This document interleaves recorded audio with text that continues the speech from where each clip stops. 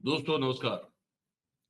4 PM Gujarat पर आप सभी का बहुत बहुत स्वागत है। मैं हूं आपका दोस्त मयूर जानी। दोस्तों ये वीडियो में भी हम जो कुछ बची हुई महत्वपूर्ण खबरें हैं जो मुझे आज बताना है आपको गुजरात को लेकर, उसी पर हम बात करने वाले हैं।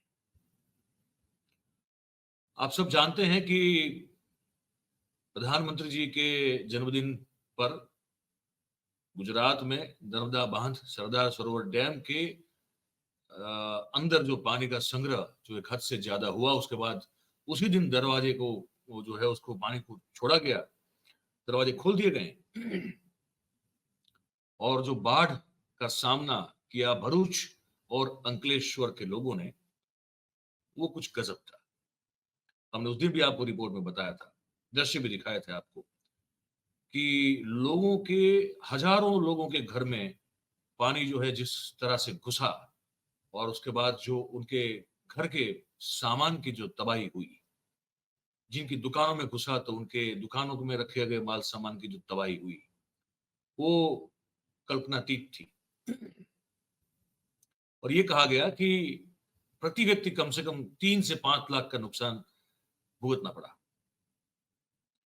उसके बाद वह सरकार के मंत्री और चुने हुए जनप्रतिनिधि जो है वहां पे बाढ़ के पानी के कम हो जाने के बाद थोड़ा थोड़ा थोड़ा पानी फिर भी था, लेकिन जो भयावह दृश्य था बाढ़ के पानी का, वो जब वो दृश्य नहीं रहा और पानी थोड़ा चल के जाने लायक या गाड़ी ले जाने लायक पानी भरा रहा था, तब कुछ मंत्री लोग गए और फिर जो उनकी हालत की है अंकलेश्वर की जनता ने, और उसके बाद जो सहायता पैकेज जो जारी किया वो सबसे बड़ा मजाक है इस राज्य के नागरिकों का जो उस बाढ़ से पीड़ित और प्रभावित हुए। उस पर बात करनी है और भी कुछ बातें हैं। तो मैं शुरू करूं उससे पहले आप सबसे एक छोटी सी रिक्वेस्ट है कि आप अभी से जो है इस वीडियो की लिंक को हो सके उतना शेयर कीजिए।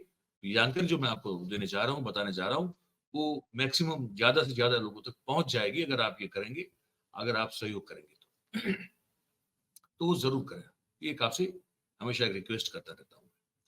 पहले मैं आपको दृश्य दिखाता हूँ, दृश्य देखना बहुत जरूरी है। इसको आप देखिएगा, उसको मैं फिर वो जो बातचीत हो रही है, वो जो लोग और मंत्री बात कर रहे हैं वो भी सुनाऊंगा आपको। ये पहले देखिए, ये अंकलेश्वर का दृश्य है। यहाँ सरकार के जो मंत्री हैं कुंवर जी हलपति, वो वहां जो है हालचाल, अब पानी जब इतना रहा, इतना ही रहा, उसके बाद ये जो देख रहे हैं ये कोटी पहने हुए और जो गमबूट पहने हैं ताकि फिर उनके पैर खराब ना हो, पुलिस के काफिले के साथ आए, लेकिन जो लोगों ने विरोध किया वो इतना भारी और प्रचंड था कि पुलिस के लिए मुश्किल हो गया कि अब ये लोगों के गुस्से को कैसे संभाला जाए। तो मंत्री जी जो है वो फिर चलते बने। ये आप देख रहे हैं वो मंत्री जी चलते बने हुए हैं। और उसके बाद हुआ ये कि सरकार ने घोषित कर दिया कि भाई हम तो सहायता कर देंगे आपको, आप निश्चिंत रहे, हम आपको सहायता करेंगे। तो उस दिन जो है 18 लाख क्यूसेक पानी छोड़ा गया था, ये बताया जा रहा है। तो जो किनारे ये बसे हैं भरूच और अंकलेश्वर, तो वो एक मानव सर्जित पुल ये बाढ़ थी, क्योंकि उस दिन भी हमने रिपोर्ट आपको बताई थी। ये जो सेंट्रल वाटर मैनेजमेंट कमेटी की चेतावनी थी उसको सरकार ने ध्यान पे नहीं रखा, उसको सुना ही नहीं। और इसीलिए फिर जब अचानक डैम बहुत भर गया है कुछ 138 मीटर के ऊपर, और फिर जब उस दिन छोड़ा गया पानी, उस पूर ने तबाही मचा दी। इनको किसी को पता भी नहीं था, कोई वार्निंग भी नहीं मिली थी कि पानी इस तरह से जो है वो छूटने वाला है और उनकी घर को, उनके माल सामान को तबाह करने वाला है। तो सरकार ने उसके बाद जो है क्या किया, सरकार ने सहायता पैकेज जारी किया। वो बड़ा, सबसे बड़ा एक, वो कहते हैं ना कि अपमान यहाँ पे है लोगों का, जनता का। सरकार ने क्या किया कि प्रति फैमिली, प्रति कुटुंब, कहा कि कपड़ा जो आपका बर्बाद हो गया पहनने का, तो उसके लिए 2500 रुपए देंगे आपको। और आपका जो माल सामान जो खराब हो गया या जो बर्बाद हो गया, तो उसके लिए भी हम और एक 2500 रुपया प्रति कुटुंब देंगे। अब मतलब कि आप, आपका 2 3 4 लाख का पूरा सामान बर्बाद हो जाए और आपकी सरकार जो आपने चुनी हुई है वो आपको सिर्फ 2500 रुपए दे, इससे बड़ी मजाक आपकी, इससे बड़ा अपमान आपका इस राज्य के नागरिक का क्या हो सकता है? क्योंकि अगर आज की तारीख में अगर अगर खाने के लिए हम जो एडिबल ऑयल इस्तेमाल करते हैं, उस ऑयल का अगर एक डिब्बा भी आप 15 किलो का लेने जाइएगा, तो मैं आपको बता दूं कि उसके लिए भी 3 साढ़े 3,000 रुपए का खर्च वो एक 15 किलो तेल के डिब्बे के लिए होता है। ठीक है। अब माल सामान घर का जो 3 से 5 लाख के बीच का जो बर्बाद हो गया है, उसको 2,500 देके आप कैसे कंपनसेट कर सकते हैं, ये हमको समझ में नहीं आ रहा है और वहां के जो लोग हैं उनको भी ये समझ में नहीं आ रहा है। ठीक है। मतलब कि आपके आपको जख्म अगर हुआ है तो उस पर नमक लगा देना या जले पे मिर्च लगा देना, ये वाला जो आप मुहावरा सुनते हैं ना, इसका वस्तुतः बिल्कुल यथार्थ रूप से जो है इसका आपको उदाहरण यहाँ पे देखने को मिल रहा है गुजरात सरकार की ये जो घोषणा है उसको देखते हुए। ठीक है। अब लोगों का गुस्सा आपको सुना देते हैं।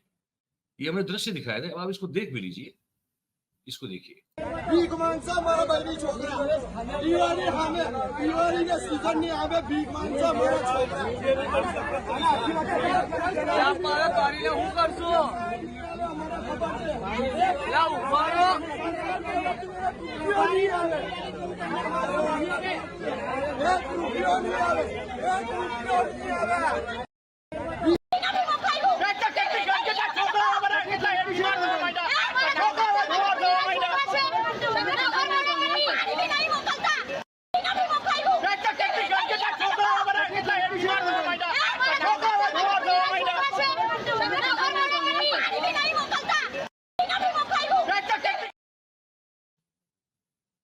ये गुस्सा है, ये आक्रोश है लोगों का गुजराती में बोल रहे हैं। ऑब्वियसली गुजराती हमारी मातृभाषा है।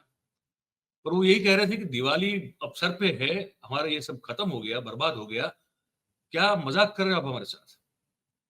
कैसे हम फिर से जो है खड़े हो पाएंगे इस बाढ़ के चलते? जो बर्बादी हुई है हमारी, कैसे खड़े हो पाएंगे? ये आप क्या हमारे लिए कर रहे हो? ये कह रहे थे। और वो मंत्री जो गए थे उनके प्रति वो गुस्सा भी व्यक्त कर रहे थे कि आप अब आए हो, जब पूरा एक एक माला पानी में डूबा हुआ था, कब कहाँ थी सरकार? एक और है बड़ा, एक बहुत महत्वपूर्ण मामला गुजरात में भी चल रहा है, मैं आपको उस पर भी आपको ले जाना चाहूंगा। हमारे यहाँ ज्ञान सहायकों को लेकर, ज्ञान सहायकों की भर्ती को लेकर एक बहुत बड़ी अभी जो है वो एक बहस छिड़ी हुई है। और ज्ञान सहायक समझते हैं आप? ज्ञान, ज्ञान तो आप जानते हैं, और सहायक मतलब कि ज्ञान प्राप्ति करने में जो सहायता आपको करे वो सहायक होता है। भारतीय जनता पार्टी जो है ना, उनकी सरकारें वो हर चीज का ब्यूटिफिकेशन, हर चीज का सौंदर्यकरण करने में इतनी माहिर है कि पूछे मत। क्या अद्भुत नाम दिया है, शिक्षक की पोस्ट का नाम है ये।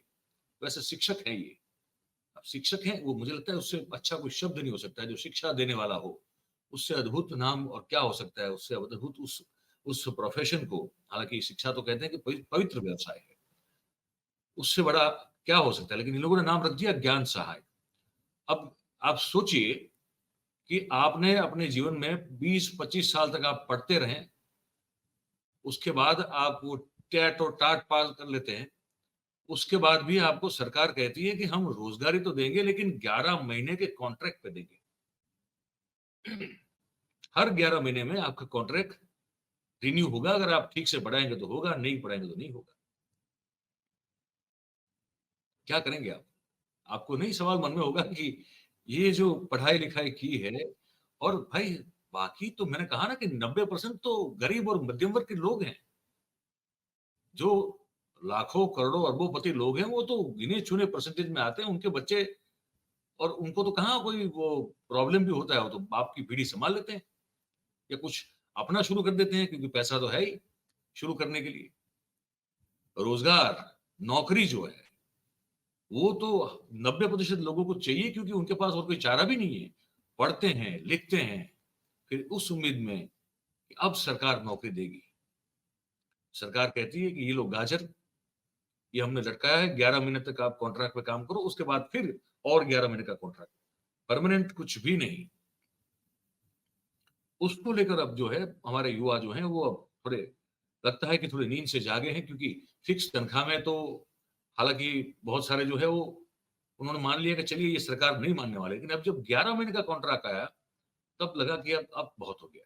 तो वो लोग जो हैं वो अब मांग लगातार कर रहे हैं सरकार से, और बहुत सारे अलग-अलग कार्यक्रम भी हमारे युवा जो हैं वो कर रहे हैं इसको लेकर। इसमें मैंने एक ट्वीट आज देखा, डॉक्टर मनीष दोशी हैं, गुजरात गुजरात की कांग्रेस पार्टी के मुख्य प्रवक्ता हैं। शिक्षा में उनका एक अच्छा खासा एक दखल भी है। वो अच्छा उनका वो एक रहता है दखल और जानकारी दोनों। उन्होंने एक ट्वीट किया, वो ट्वीट मैंने देखा, बड़ा इंटरेस्टिंग लगा। उन्होंने कहा कि ये गुजराती में लिखा है, मैं इसका मैं आपको हिंदी कर रहा हूँ। उन्होंने एक वीडियो पोस्ट की और उसमें अपने ट्वीट में लिखा कि ये मदारी आप जो देख रहे हैं, जो सुन रहे हैं, वो कोई मदारी नहीं है। मदारी हो जो खेल दिखाता हो, वो नहीं है। ये एक शिक्षित युवक है, उसकी ये वेदना है, और ये जो है बीजेपी शासन व्यवस्था की विफलता है। राज्य की सरकारी और ग्रांटेड स्कूलों में तत्काल रूप से परमानेंट टीचरों की, शिक्षकों की नियुक्ति की जाए, ये बहुत जरूरी है, क्योंकि ये जो करार आधारित है वो बिल्कुल असंवैधानिक है। इसको, इस योजना को तुरंत रद्द करके परमानेंट भर्ती की जानी चाहिए। ये जब कहा तो हमने सोचा कि वीडियो को देख लें, इस वीडियो को देख लें और ये भी देखने की कोशिश करें कि इसमें ये ऐसा, ये जो पढ़ा लिखा युवक है तो क्या बात कर रहा है।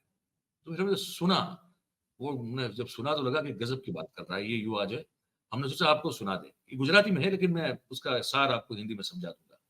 બજારમાં વેચાતો મળે પણ ના બાપલિયા મદારી ખોટો જાનવર ના બતાવે, મદારી સાચો જાનવર બતાવે। આ જાનવરના વચમાં યુનિવર્સિટીનો સિક્કો હોય, નીચે પરીક્ષા નિયામકની સહી હોય તો આને સાચો માનજો બાપલિયા।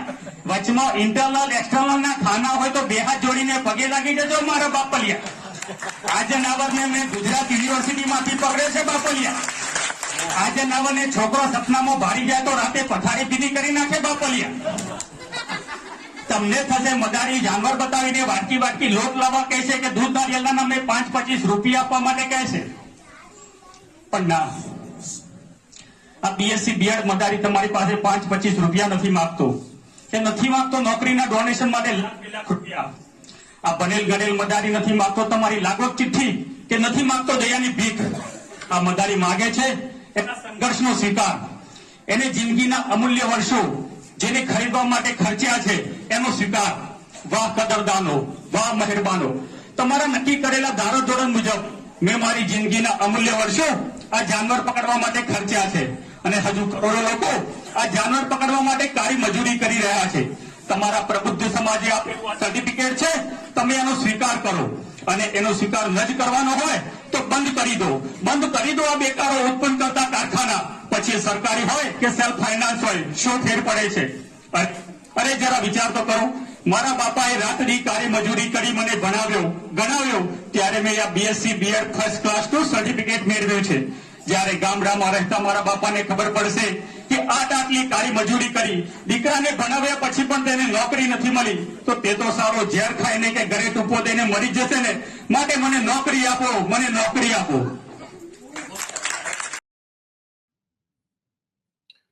देखिए, मैं कोशिश कर रहा हूं उसका सार पकड़ के हिंदी में आपको बताने की।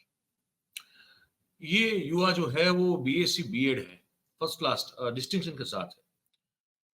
वो उस चीज को कह रहा है कि ये इतनी पढ़ाई लिखाई करने के बाद गांव में रहने वाले मेरे जो मध्यम वर्गीय माता पिता है, उनकी उम्मीद हूं मैं, उनका उम्मीद की किरण मान लो तो मैं ही हूं।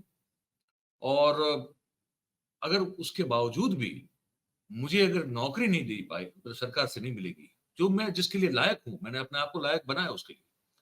और ये कॉन्ट्रैक्ट पर अगर मुझे रखा जाएगा तो मुझसे इससे बड़ा कोई मजाक हम लोगों के साथ जो पढ़ लिख कर जो है कुछ करना चाहते हैं, उनके साथ इससे बड़ा मजाक क्या हो सकता है। उन्होंने वो गुजराती में जो मैं सार पकड़ के कह रहा हूँ, ये जो शिक्षक है वो कह रहे थे, युवा जो है वो, कि अगर इसी तरह से आपको बेरोजगार पैदा करने वाले शिक्षा संस्थान, चाहे वो सरकारी हो या निजी हो, अगर वही आपको संस्थान चलाने हैं तो इससे बेटर है कि बंद कर दीजिए, ताकि एक एक भ्रम बना रहता है हम लोगों का कि यार कुछ तो हमारा होगा, वो कम से कम भ्रम टूट जाए। वो कहा कि अगर मेरे माता पिता जो बड़ी उम्मीद रख के मुझसे बैठे हैं, मैंने इतने साल दिए पढ़ाई लिखाई में और योग्य बना हूं, अगर वो फिर उसके बाद भी अगर मैं नौकरी नहीं, परमानेंट नौकरी अगर मैं नहीं ले सकता या नहीं मिल सकती मुझे, तो उसका आघात मेरे माता पिता पे क्या लग सकता है पता नहीं, वो कुछ भी कर ले। ये व्यथा एक व्यक्ति की नहीं है, ये व्यथा इस राज्य के हजारों से लाखों युवाओं की है। ये मैं आपको कह रहा था। बाकी देखिए, ये लोग ईमानदारी से अपना जीवन व्यतीत करना चाहते हैं। वो कहा उसने कि भाई मुझे हमको कोई कोई पैसे नहीं चाहिए कि कोई अनर्गल तरीके से कोई अनिति के पैसे नहीं चाहिए हमको। हमको हमारे योग्यता के मुताबिक सिर्फ काम चाहिए, जो सरकार को देना होता है, जो दे नहीं रही है। बाकी पैसों की बात करें तो भाई साहब पैसे पैसे तो क्या बात करें। ये देखिए, ये खबर मेरे पास पड़ी हुई है। राजस्थान के राजस्थान और गुजरात की जो बॉर्डर है उसमें बहुत सारे चेक पोस्ट हैं। उसमें से एक चेक पोस्ट है मावल चेक पोस्ट, और वहां पे एक राजस्थान से गुजरात आ रही एक गाड़ी थी, कार थी। पुलिस को शक हुआ, उसने चेक किया तो 3,15,00,000 रुपए नगद ऐसे ही मिल गए वहां। गिनने के लिए मशीन जो है वो लाने पड़े, उसके बाद गिनती हुई कि पता चला कि ये तो 3,15,00,000 रुपए। ठीक है। तो अहमदाबाद का एक शख्स है, उसके समय तो और 2 लोगों को पुलिस ने दबोचा है। तो ये तो है, ये तो बड़ा एक अनिति का सागर, पूरा समंदर है जहां पे ऐसे कितने करोड़ जो है वो लोग ऐसे ही इधर का उधर पता नहीं क्या क्या करते रहते हैं। लेकिन ये जो लोग हैं, ये पढ़े लिखे लोग हैं, युवा है इस राज्य के, और अपनी योग्यता के मुताबिक जो उनकी हैसियत बनती है वो काम आपसे मांग रहे हैं सरकार, माई बाप। ये कहना है आपको। और जिनके घर उजड़ चुके हैं, इनको 2,500 रुपए की सहायता देकर इनकी भी मजाक ना करें। खून खोल जाता है भाई, ये ना करें। ये हमको आपको बताना था। आप क्या सोच रहे हैं इसको सुन के, देख के? ये है हमारा कमेंट बॉक्स, इसमें हमको लिख के बताइएगा। तो बात अगर आपको हमारी पसंद आ रही हो तो फिर इस वीडियो को लाइक कीजिए, और इस वीडियो की लिंक को हो सके उतना शेयर कीजिए, और हमारे चैनल को सब्सक्राइब करें और अपने आसपास के लोगों से करवाएं। बहुत बहुत धन्यवाद करते हैं आप सभी का जो इस कार्यक्रम में हमारे साथ जुड़े हुए हैं। Thank you very much. नमस्कार।